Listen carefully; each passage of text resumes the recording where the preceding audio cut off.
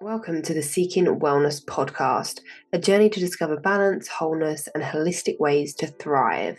I'm your host, Tash from We Are for Wellness, and together we will explore and discover ways to lead a more balanced life, mind, body, and soul.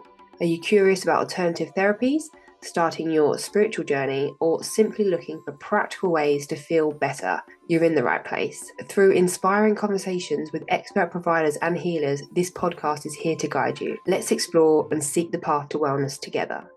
Guys, welcome back to the podcast. Today I'm really excited to say that I am with Jules, who's a mind, body and eating coach, and she also co-founded Forró by the Sea. Is that right? Yes, that's perfect. Great. Today we're going to be discussing something that has been a really important part of Jules' life, forró, which is a Brazilian dance, I believe, that has the power to transform lives. Yes. Yes. So I'm really interested to find out more. Like I was just saying, I haven't done a podcast for a little while, so I'm like very fresh at this. So my first podcast coming back, which is really exciting. Would you first of all like to start by just sharing a bit about your personal life, I guess, and what has led you to this Brazilian dance? Yeah, absolutely. So I work with people who have a challenging relationship with food, eating, and body image, and I help them get to the root cause of that. So if they have unresolved grief or trauma or things like that, often it can resolve in using food as a way to cope. So I help them to really understand the root of their issue and help them to resolve that. And I run retreats and I see private clients and I run workshops and things like that. And I've done it for about 10 years. It was a bit of a career change. I used to be a makeup artist for 20 years. So I went into doing that about 10 years ago.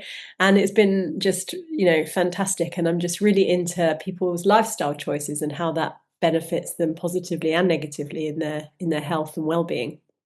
Okay. And on a personal level, I've always just loved dancing. For me, that's kind of like my way of I suppose letting out any of the tension or whatever that builds up in a week and just going dancing. I just come back feeling pretty fantastic after that.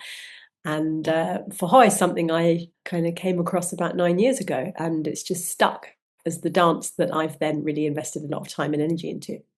Okay, so talk to me a little bit more about the eating aspect you kind of mentioned. Yeah. Like, did you work with people with eating disorders, or did you go through something like that yourself? No, I'm grateful to say I've never been through that myself, and won't go through that myself because I obviously understand the reasons why people go through that, and it's a very serious mental health condition when people have an eating disorder. That's actually not my area. My area is more people's relationship with food. Because actually it's never about food. It's always about something way bigger, usually to do with themselves that they're kind of not having tapped into. Perhaps it's a lack of self-love or a lack of self-worth or things like that. And by going through various different techniques and methods and conversations, we get to what's really going on and why food becomes their solution. So what did led you to that path then? So the relationship with food, why were you so interested about the connection between that and the I deeper think level? exactly. I think it's the opposite because I have never had a challenging relationship with food. And I think it's because I just really appreciate how amazing it feels to have a good relationship with food. I was always very fascinated with people that sort of used it as a bit of a self-sabotage or a bit of something to lean on when they were emotionally challenged. And so that led me to a bit of a fascination. And when I studied to be a health coach, it was more of an integrative approach where we'd look at food from a wider perspective, not about the calories and the proteins and the carbs, but more about the mindset that goes into eating. And it's quite incredible how many things people don't consider when they're eating and how it can affect your body, such as who are you talking to and what kind of conversations you're having whilst you're eating. And so much of this goes in as information that can then be held in the body. And those sorts of things I just find so interesting. So on a personal level, I feel very fortunate that I have a great relationship with food, and I kind of wanted to be able to make sure that other people do as well and help them out, really. So with the Brazilian dance, forró, Yeah, it's going to take a while for that, yeah. So uh-huh. did you say you discovered that about 9 years ago, was it? That's right. So I've always danced. So I always used to dance salsa in my 20s, in fact, and then I did tango in my 30s, and now in my 40s I do forró. So I've sort of gone through decades of different dances, and I discovered it from a Brazilian friend of mine who just said, "Stop dancing tango and come and dance forró because it's way more fun." And she was absolutely right, and I kind of didn't look back. And then after about like a year and a half ago, the community that I was dancing with in Brighton started to get very quiet, and it was about to kind of finish. And so it was an opportunity to take it over or stop dancing. So me and my partner decided to take it over, and we rebranded it, kind of elevated it, and have got lots of new, amazing, enthusiastic dancers now in our community. Mhm. That sounds amazing. So with this dance, what actually is it? Is so it's Brazilian. So has it got the Yeah. Brazilian culture Exactly. So attached? it's Brazilian music. Brazilian is very, very rhythmical, and there's three main instruments that determine this dance: is the zabumba, which is a big drum, the triangle, and the accordion. And those three instruments kind of determine the rhythm of forró. Hmm. And the music is just amazing. I love listening to the music even when I'm not dancing. You know, cooking, driving. I've always got forró on in the background because it's just so uplifting and so joyful. And it's just one of those things that even if you're not dancing to it, you can't kind of help but move. It's got that rhythm, which is quite contagious. The actual dance is a partner dance, so you dance closely with someone else. It doesn't need to be man woman. It's man men, women women. It doesn't matter. And you know, you dance closely in a kind of embrace, like you would do in tango or salsa, but it's a much more casual sort of flowy embrace. And there's a lot of different styles of forró, but it's pretty much joyful. It's a real uplifting dance. Mm. Is there Mm. levels? Do you say like, I don't know, you teach someone this is level one, then you Yeah, proceed? Is it like that's that? right. So yeah, you start off as a beginner, and Yeah. you know, no one really says I'm an advanced dancer. Obviously, if they're a teacher, they're pretty good, if not professional. But it's not. There are schools of forró that grade you and kind of put you in different categories.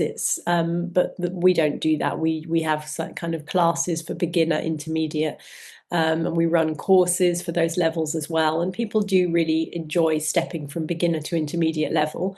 And dancing with some of the amazing Brazilian dancers is just, you know, incredible feeling to get to the point where you can dance with them and feel really relaxed. Mm. Yeah. What would draw people to this dance then?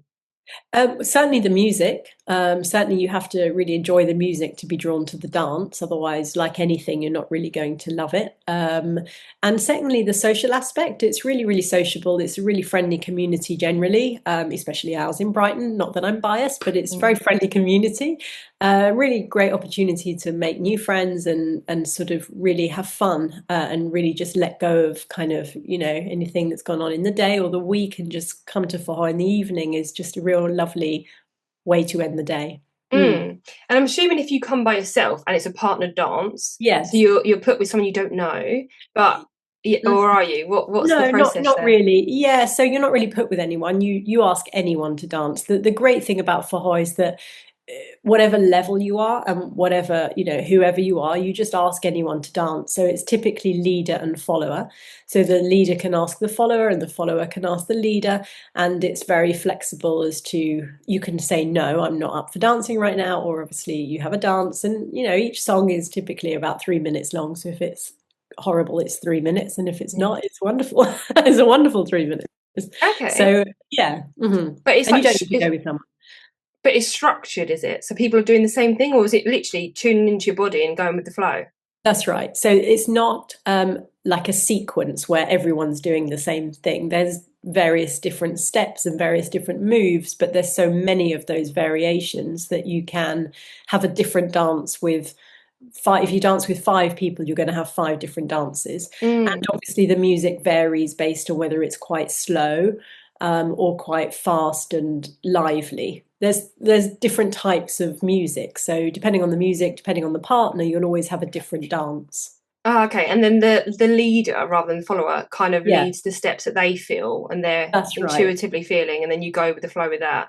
That's right. Both are intuitively dancing. The follower has no idea what's going to happen because it's based on what the leader's going to do. And sometimes the leader hasn't got a clue. They're Mm. working it out at the moment. But the more experienced leaders are, the way that they lead a follower is quite amazing. And it's very technical for the leader. There's a lot of, steps that they need to remember, and how to then translate that to a follower without saying, now you're going to put your left foot here and your right arm there. You kind of have to know how to lead a follower so that they're going to follow what your intention is. And it's just, yeah, quite amazing. I've started learning to lead only recently, and it's quite complicated to switch it all around in my head. Used to being a follower, and turning it all around is quite challenging, to be honest. I respect the leaders. It's not easy.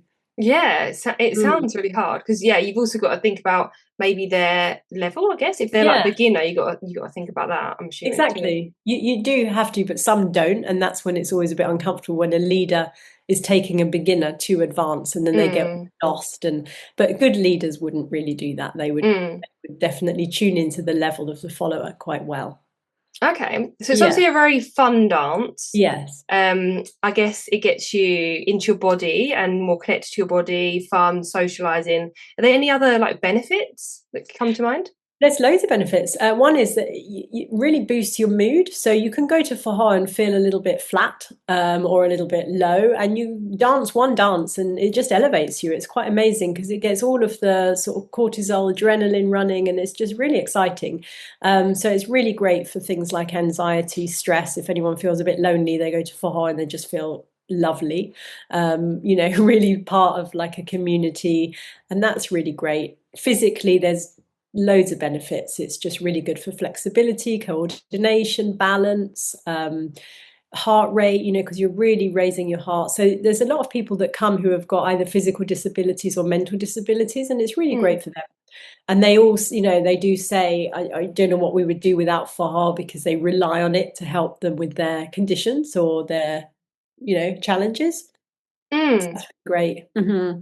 Okay, so there is a very wide spectrum of benefits there then. Yeah, absolutely. Yeah, which is And lovely and and the great. same with people that come, I'm assuming. Is it a wide variation of people that you see, even children, or not so much? Yeah, children, not so much. We dance on the bandstand in Brighton, during the Ah, summer, and we attract the public. So we have the music quite loud, and there's a big group of people dancing, and it is quite a lovely thing to see because the bandstand is stunning with the mm, backdrop of the sea and the sun setting, and it draws a lot of public, and a lot of kids do come up onto the bandstand and have a little go, which is great.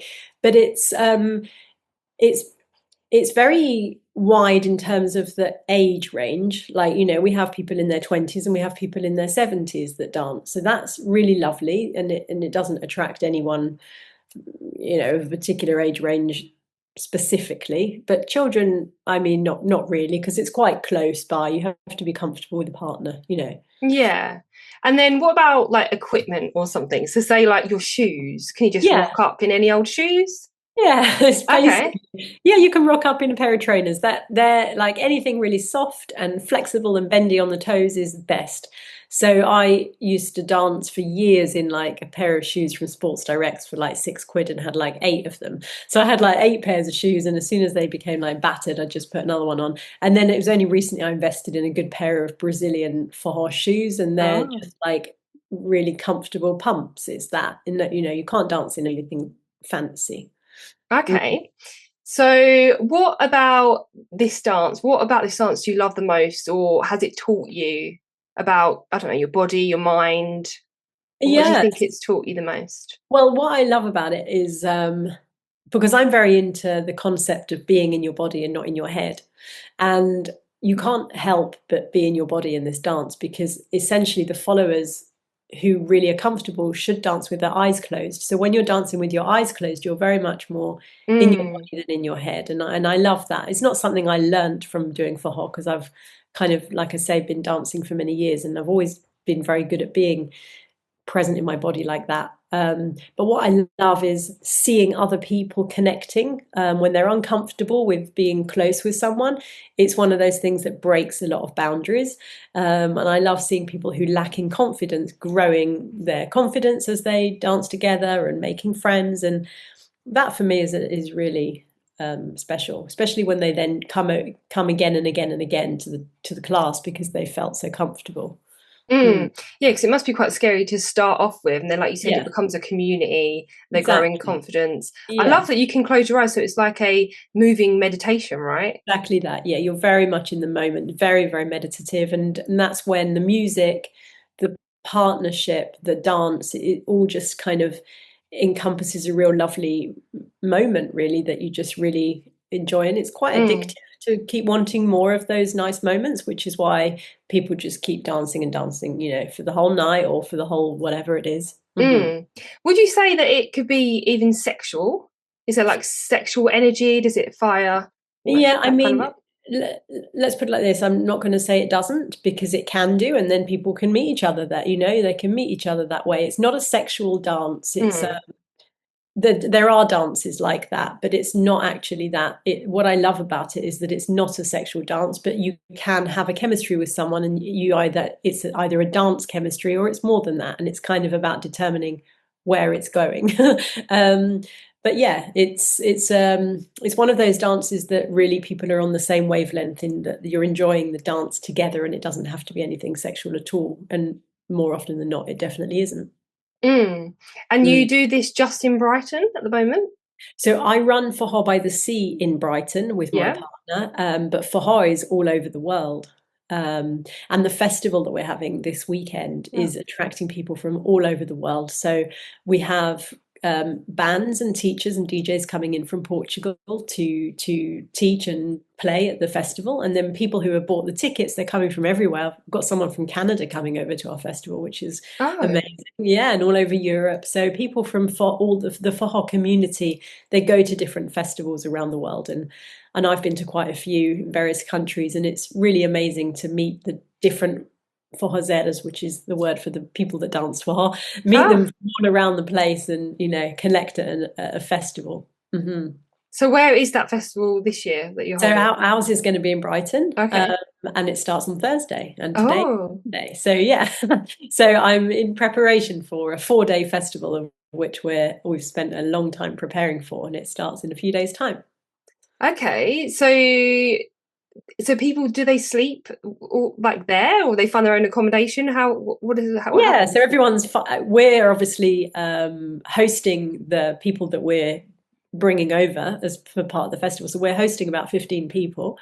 Um, and then the people who are buying tickets, they find their own accommodation and, look after themselves. But yeah, a festival in the from 12 till 5 is going to be workshops. And then from 7 till midnight is going to be a party. And then there'll be a bit of an after party on the bandstand till whenever we're done. So there's Oh, going to that be a sounds lot of fun. dancing. Yeah, this weekend. Hmm. Okay, that sounds really good. Yeah, I'm assuming it also can help with people's fitness as well, right? So it can help absolutely. with their cardio fitness Yeah, of as course. well Yeah. as their mental health. Yeah, cardio, fitness, muscle building, Mm. flexibility. Definitely, it's really, really good for your body. It's my main form of exercise, so I'm not really, into the gym, etc. But this keeps me really, really fit and strong. Um, and I just love the idea. I tell my clients this as well, that it's more important to find a movement that you really love than trying to find an exercise that you're working hard to keep up, because often people can kind of just stop that because it's too hard work. But when you find a movement that brings you a lot of joy, whether it's walking or yoga or dancing, it's way more likely that you're going to continue that as a Yeah. exercise, working hard at something. Hmm. Yeah, when you enjoy it, yeah, you're gonna continue it, and it's gonna benefit Exactly. you a lot more. Yeah. What would you say to someone that thinks it sounds really interesting and is a bit timid or scared to try, or what would you say? Well, many people are. And the Mm. conversations that I have with many people who are saying, oh, I've got two left feet, or, oh, you won't want to see me on the dance floor, or no way, I'm not coming on my own. All of this is like, well, what have you got to lose? Do you like music? Yes. Do you like people? Yes. Then come. It's like that. It's really simple. No one's there expecting a beginner to show up and dance. We offer spaces for people who have never danced in order to give them the confidence that they can learn. And I think people put a lot of unnecessary obstacles in their way by thinking that they need to be someone that they're not. If they've never done it before, they're obviously not going to know what to do. But that's why we have classes for beginners, and we run courses for beginners, and for the person that's really wanting to improve their confidence or timid nature, it's an amazing way of doing that. And the Yeah, community is such a big thing, isn't it? People yeah, always crave connection. So that's definitely a big thing too. exactly. I'm Hmm. wondering if, because of the movement, the flow of it, obviously dancing, moving your body, connecting in with your body, how that potentially can help your sacral chakra and like maybe ripple effect of like your creativity even. So it might even make you feel more of a creative person because you're getting in touch with your body. Does that even make sense? It makes perfect sense to me. Right. And yes, absolutely. You can be really creative with Forró because, like I said, there's no set structured steps specifically, especially as a follower. So you can be playful, so you can kind of evoke your playful side. You can be creative with how you move your feet or your arms. And you can feel, if you feel good about yourself, you're going to be more creative and more Mm, playful. But if you feel tense, and not only does the leader feel that it's going to be a very tense dance, but actually it's not going to be that enjoyable because you're actually in your head when you start feeling too thinky about how am I looking? Is this right? Is this wrong? All of that you kind of need to let out the window, because if you can be in your body and be really focused on purely having an enjoyable moment and having fun, the whole creativity side is sparked up, and like I say, you can just bring out that more relaxed, playful side. That's when it is magical. mm. Is there any like I don't know, little cues you give someone if they first started and they feel a bit jittery? I don't know, do they slow down their breath to try and get in their body to shake off, do a little shake just to relax or anything? Yeah, so absolutely breathing. We always remind people to breathe because people often hold their breath when they feel scared or nervous of something. And it's like, just breathe, put your shoulders down. And we always start a class with a warm up, Mm, some music on. The teachers are very vibrant. So the teachers who run the classes, especially for beginners, are very happy and, know how to help people to relax. So even when it's someone's first lesson, the teachers know how to get that going. And like I say, we run a very friendly community. We're not scary bunch at all. So it's just a matter of someone making a decision to walk in through the door, and then straight away they're a bit more relaxed. mm. Okay, Yeah, it sounds so lovely and inviting and just really yeah, fun. Like it does it sound really is. intriguing. Yeah, it So is. where can people find you then? So in Brighton, what would they type in? How do they find you? Yeah, so we have a website called Forró by the Sea, which is FORRO by the sea.co.uk. And on the website, you can see where we do our weekly drop-in classes, and they're usually on a Monday night. So drop in means you can come when you want. And then we have beginners, we have intermediates, and we have a weekly party. So that's on a Monday.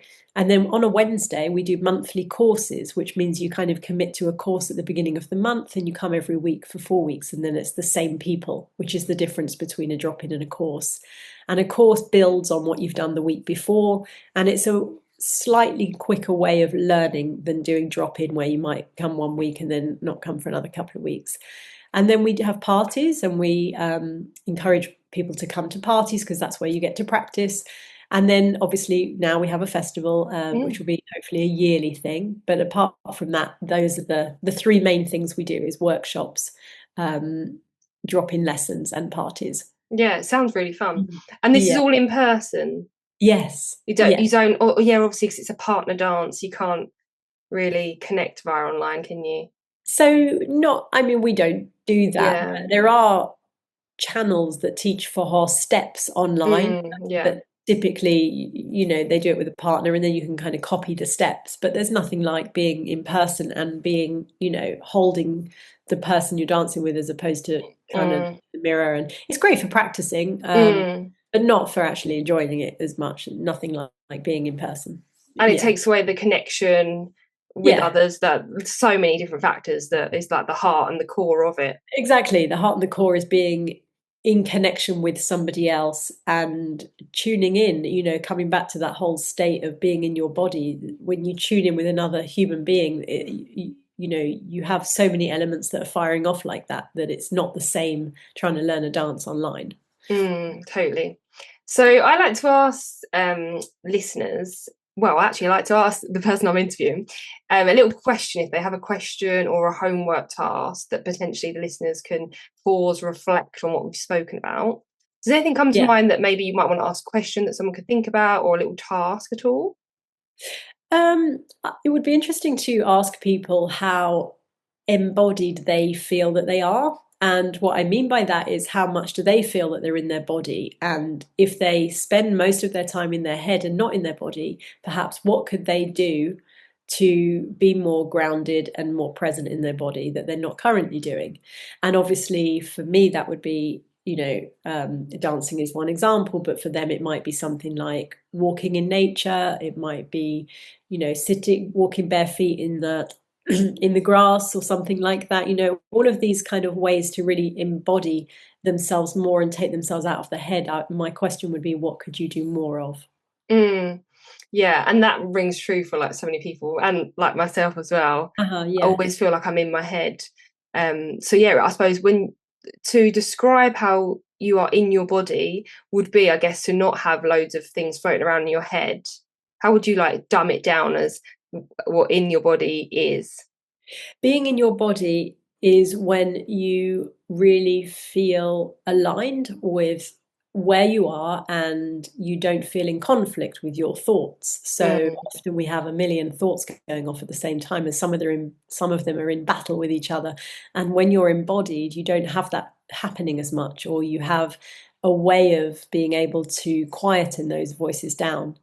Um, and in fact, I run retreats. I've got one coming up in September. And one of the workshops that we talk about is called The Wisdom of Your Body. And it's really about listening to the signs your body's saying and what you perhaps need to do to respond, mm, instead of responding to your thoughts in your head.